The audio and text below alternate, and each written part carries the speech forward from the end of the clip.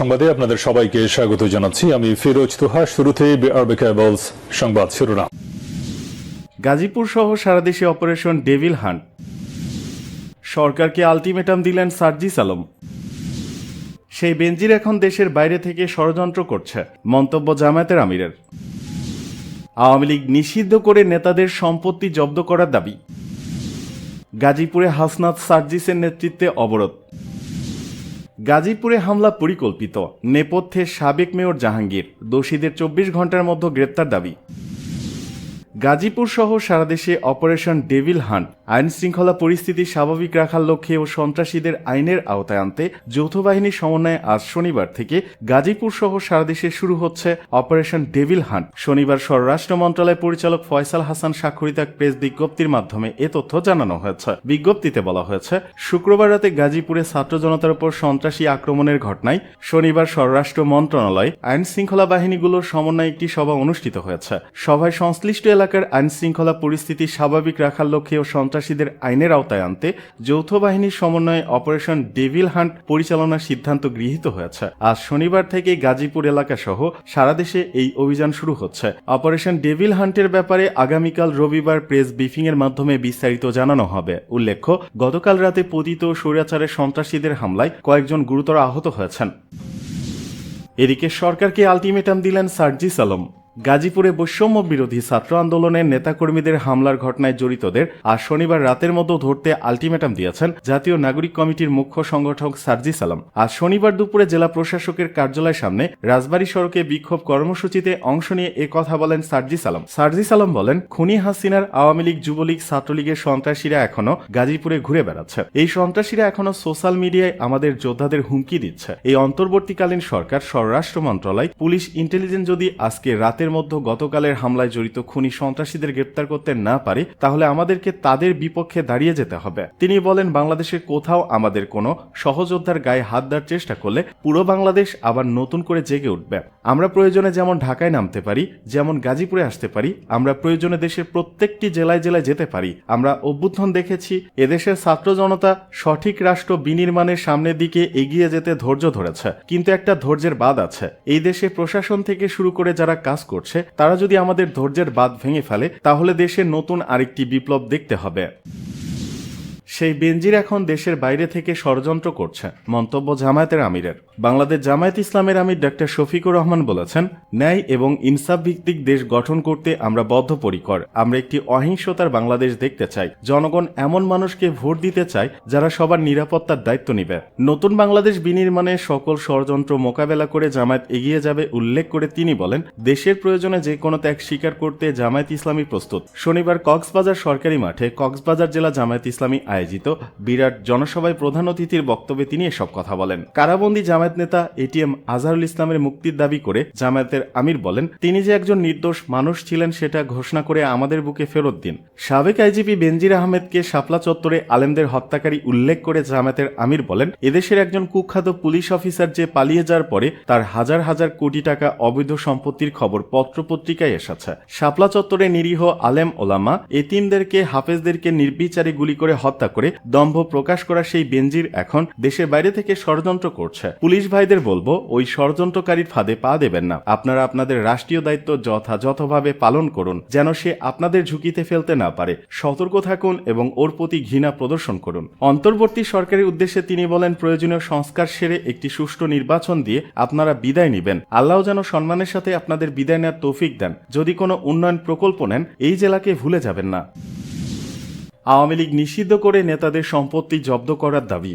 স্বৈরাচারের দোসর ও গাজীপুরে পলাতক আওয়ামী লীগ নেতা আকোয়ামা মোজামেল হকের বাড়িতে মারধরে শিক্ষার্থীদের আহত হওয়ার ঘটনার প্রতিবাদে সমাবেশ করেছে বৈষম্য বিরোধী ছাত্র আন্দোলন। সমাবেশ থেকে আওয়ামী লীগকে নিষিদ্ধ করে দলটির নেতাদের সম্পত্তি বাতিল করার দাবি জানান বক্তারা। আজ শনিবার দুপুরে গাজীপুর সদর উপজেলার রাজবাড়ী মাঠে এই প্রতিবাদ সমাবেশ হয়। সেখানে বক্তব্য দেন বৈষম্য বিরোধী ছাত্র আন্দোলনের কেন্দ্রীয় সদস্য সচিব আরিফ সোহেল, জাতীয় নাগরিক কমিটির সংগঠক আলী নাসের খান সহ স্থানীয় ছাত্র নেতারা। সমাবেশে আরিফ সোহেল বলেন, আমাদের ভাইদের ওপর এখনো আক্রমণ চলছে। বিভিন্ন জায়গায় আওয়ামী ফ্যাসিবাদী গোষ্ঠীর বাড়িঘর, ব্যবসা প্রতিষ্ঠান, ধর্মীয় প্রতিষ্ঠানে আক্রমণ করে আমাদের উপর দায় চাপানোর চেষ্টা করছে। এ ব্যাপারে সবাইকে সতর্ক থাকতে হবে। সুশৃঙ্খলভাবে গাজীপুরের মাটি ফ্যাসিবাদ মুক্ত করতে হবে। জাতীয় নাগরিক কমিটির সংগঠক আলী নাসের খান বলেন, গতরাতে গাজীপুরে যারা শিক্ষার্থীদের উপর হামলা করেছে তাদের দ্রুত গ্রেপ্তার ও বিচার করতে হবে। আওয়ামী ফ্যাসিস্টদের নিবন্ধন বাতিল করতে হবে, নেতাদের সম্পত্তি জব্দ করতে হবে, আইন শৃঙ্খলা রক্ষায় ব্যর্থ কর্মকর্তাদের অপসারণ করতে হবে। সবাই গাজীপুর মহানগর ছাত্র শিবিরের প্রশিক্ষক বিষয়ক সম্পাদক হায়দার আলী বলেন, লগি বৈঠার তাণ্ডবের মাধ্যমে আওয়ামী লীগ ফ্যাসিবাদের যে উত্থান হয়েছিল, জুলাই বিপ্লবের মাধ্যমে সেই ফ্যাসিবাদের পতন হয়েছে ভেবেছিলাম, কিন্তু ফ্যাসিবাদের দোষরা বিভিন্ন জায়গায় আমাদের ভাইদের উপর আক্রমণ করছে। অন্তর্বর্তী সরকারের প্রতি আমাদের আহ্বান, অনতিবিলম্বে ফ্যাসিবাদদের দোষদের চিহ্নিত করে তাদের বিচারের আওতায় আনতে হবে। আওয়ামী লীগ মানবতা বিরোধী হিসেবে প্রমাণিত হয়েছে। আওয়ামী লীগকে অবিলম্বে নিষিদ্ধ করতে হবে। সমাবেশে বক্তারা বলেন, হামলাকারীদের বিচার না হলে গাজীপুরের সব প্রতিষ্ঠান বন্ধ করে দেওয়া হবে, রাজপথ, নৌপথ, শিল্প প্রতিষ্ঠান বন্ধ করে দেওয়া হবে। আমরা গাজীপুরে ফ্যাসিবাদদের দোষদের নিশ্চিহ্ন করে ঘরে ফিরব। ধানমন্ডিতে যে অবস্থা হয়েছে, আওয়ামী লীগের সব এমপি মন্ত্রীর বাড়ির সেরকম অবস্থা হবে। আমরা সোনার বাংলা থেকে আওয়ামী লীগের সব দোষরদের শিকড় উপড়ে ফেলব। এদিকে গাজীপুরে হাসনাত সার্জিসের নেতৃত্বে অবরোধ।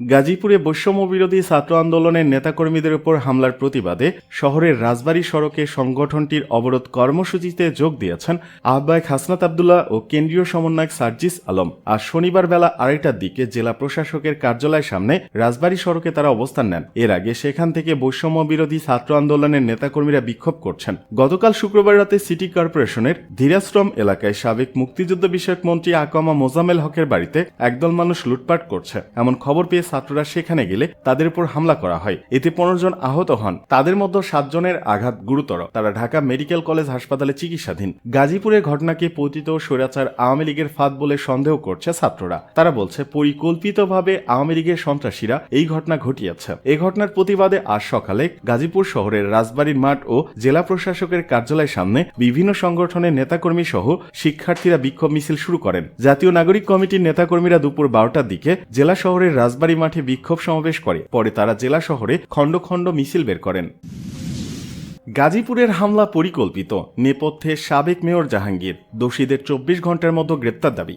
বৈষম্য বিরোধী ছাত্র আন্দোলন কেন্দ্রীয় কমিটির সদস্য সচিব আরিফ সোহেল বলেছেন, গাজীপুরে শিক্ষার্থীদের উপর হামলার ঘটনায় জড়িতদের 24 ঘন্টার মধ্যে গ্রেপ্তার করতে হবে। ছাত্র জনতার উপর হামলাকারী আওয়ামী ফ্যাসিস্টরা এখনো বিরাজমান আছে, আমাদেরকে সতর্ক থাকতে হবে। রামদানিয়ে ছাত্র জনতার উপর হামলা ছিল পরিকল্পিত। গাজীপুর সিটি কর্পোরেশনের সাবেক মেয়র জাহাঙ্গীরের লোকজন এই হামলা করেছে বলে অভিযোগ করা হয়েছে। শনিবার দুপুরে গাজীপুরের রাজবাড়ী মাঠে সর্বদলীয় বিক্ষোভ সমাবেশে এসব কথা বলেন আরিফ সোহেল সহ অন্যরা। এতে অংশ নিয়ে জাতীয় নাগরিক কমিটি গাজীপুর জেলা শাখার আহ্বায়ক আলী নাসের খান বলেছেন, রক্তের বদলা রক্ত নাই, ফ্যাসিস্ট খুনি স্বৈরাচার আওয়ামী লীগকে নিষিদ্ধের মাধ্যমে করতে হবে। নেতাকর্মীরা আরো বলেন, গতরাতে গাজীপুরে দোসররা পরিকল্পিতভাবে ছাত্রদের ফাঁদে ফেলে হামলা করেছে। গাজীপুর থেকে আজ ফ্যাসিবাদের মূল উপড়ে ফেলার কার্যক্রম শুরু হবে। পতিত ফ্যাসিস্ট সরকারের দোসর জাহাঙ্গীর আলমের পালিত কুকুরেরা এই হামলা করেছে। আকমা মোজাম্মেলের বাড়ি ভাঙচুরের অজুহাতে ছাত্রদের হত্যার পরিকল্পনা করেছিল। সাধারণ মানুষ এভাবে হামলা করতে পারে না। তারা আরো বলেন, হাসিনার প্রেতাত্মারা ভারতে বসে দেশকে